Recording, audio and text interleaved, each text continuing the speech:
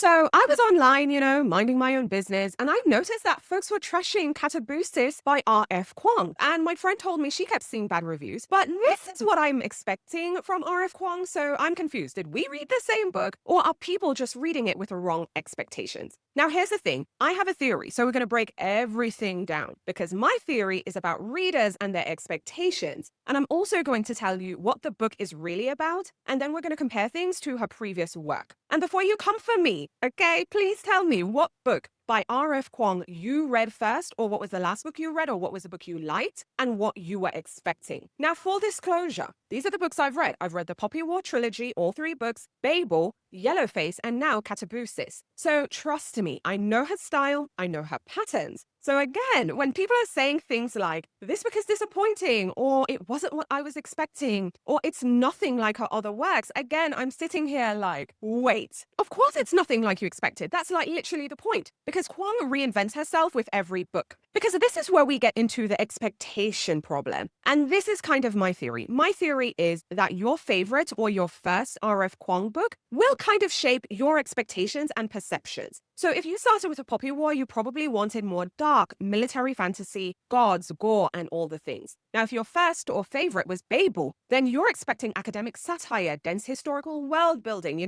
essays disguised as chapters. But also, if you started with or loved Yellowface, you might think of her as this sharp, contemporary, literary satirist who is skewering publishing and then the world. And then comes Katabasis, which is literally a dark academia descent into hell. And suddenly people are confused and people are mad. But the truth is, when people say they're disappointed, what they're really saying is, this isn't the R.F. Kuang book I wanted. And honestly, I don't think that is a fair critique of the book itself. So let's get into a bit of critique here. I'm going to be sharing my reviews. Again, this is my thoughts and my opinions, and you can share yours in the comments. So Katabasis for me, this book has been living in my head rent-free because I did read an early copy online. Our main character is Alice, all right? She's a PhD candidate. She's in this analytical magic thing at Cambridge, which basically means her life is already hell. Now, her professor, her advisor, he dies in this really awful and gruesome accident. Might be her fault, as in Alice's fault. And instead of being like, okay, I'm so sad, I'm going to grieve, I'm going to move on, Alice is like, no, I need this man to approve my thesis and get me a job. So guess what? I'm going down to hell. And I am dragging this man back. And that right there, in my opinion, tells you what kind of book this is. Because who else but R.F. Kuang would turn the phrase, you know what, academia is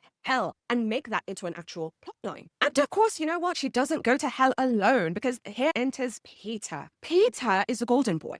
He is the genius who never has to try, Academia, teachers, everyone, they love him. Alice and us would probably hate him. And honestly, look, I did too at first, because he's the kind of character you just want to throw a book at. But the way Kuang kind of peels back his layers later on, okay, look, it got me, I will admit it, because his genius comes with a price, and Peter's price is brutal. Now here's where things get so Kuang, in my opinion. The underworld isn't all fire and brimstone. Sometimes hell literally looks like a campus, okay? Faculty meetings, rivalries, ghosts of old students, you name it, it's there. It's petty, it's bureaucratic, it's soul-crushing. So basically, Cambridge is hell, just with demons.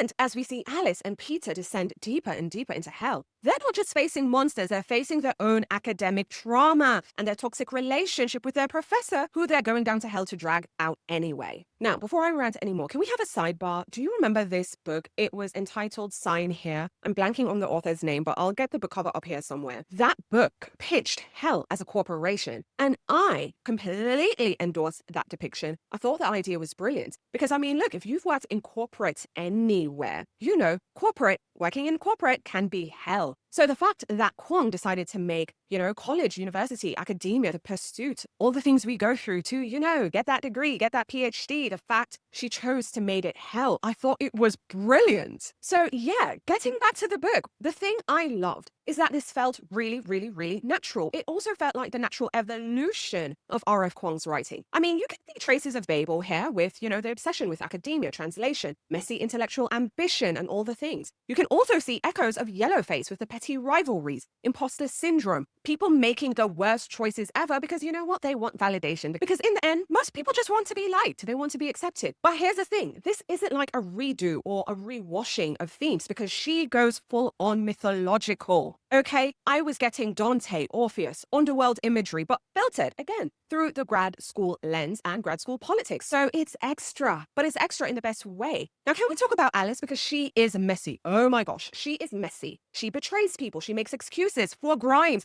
even though she knows he's terrible. She makes selfish choices constantly. But here's the thing. She's supposed to be messy. I mean, R.F. Kuang doesn't write likable characters. I mean, when was the last time she wrote a likable character? She writes characters who force you to sit with the ugliest parts of life. And in this case, ambition and power. And honestly, that is why I love her. That's why I love her books, because if you're looking for a quirky heroine you can cheer for, listen, this is the wrong author for you. So when I see people are complaining that Katabasis is slow and it's boring, to that I say, have you read Babel? If you haven't read Babel, I'll give you a pass. But if you read Babel, I mean, Kuang doesn't write sprinty little thrillers or escapist fantasy that is just beautiful and thrilling. She builds, she layers, she makes you wrestle with her arguments. Like, you can skim Kuang. I mean, you grapple with her. You are obsessed with her and the book for that time being. You can't be reading or doing anything else because you need to devote yourself to the book and you're grappling with the themes and the topics she's talking about. And sure, can the middle section feel like a slog? Yes, because I'm a realist. I'm going to keep it 100 with you. But I kind of feel those sloggy bits are deliberate because academia is a slog. I mean, I think hell is supposed to be a slog. So if you felt that while reading, congratulations, you got the point. And the side characters, can we talk about them? I felt they were fantastic.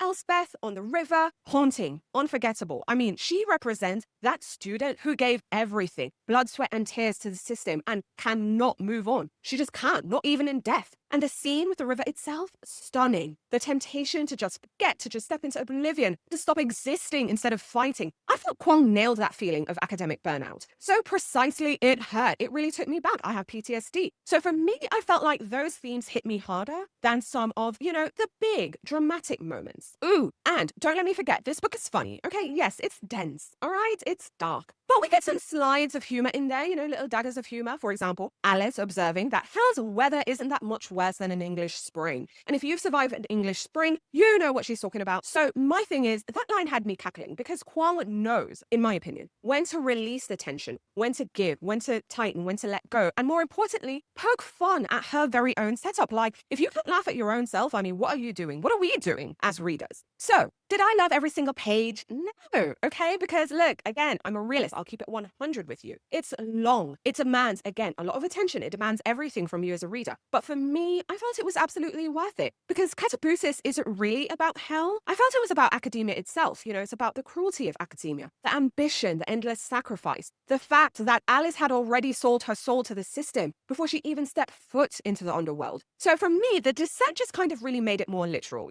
So if you read this expecting, I feel, the Poppy War battles or Yellowface satire, of course you're going to be disappointed. But if you've been paying attention, if you've been following Kuang's trajectory, and as a person who's read those books, this book, for me, makes perfect sense. It has Babel's intellectual rigor. It has Yellowface's pettiness. It has the Poppy War trilogy's brutality, just all mashed up and spun into something mythic and brand new. And honestly, and this might be a hot and unpopular take, but I think this book might be her most personal feeling book yet. Because who hasn't wondered, halfway through a project, halfway through chasing a dream, halfway of climbing the ladder to somewhere, if every and all that you're doing, if it really matters, and in the end, is it really worth it? Now, I know I've been ranting a bit. We're going to bring it all down, okay?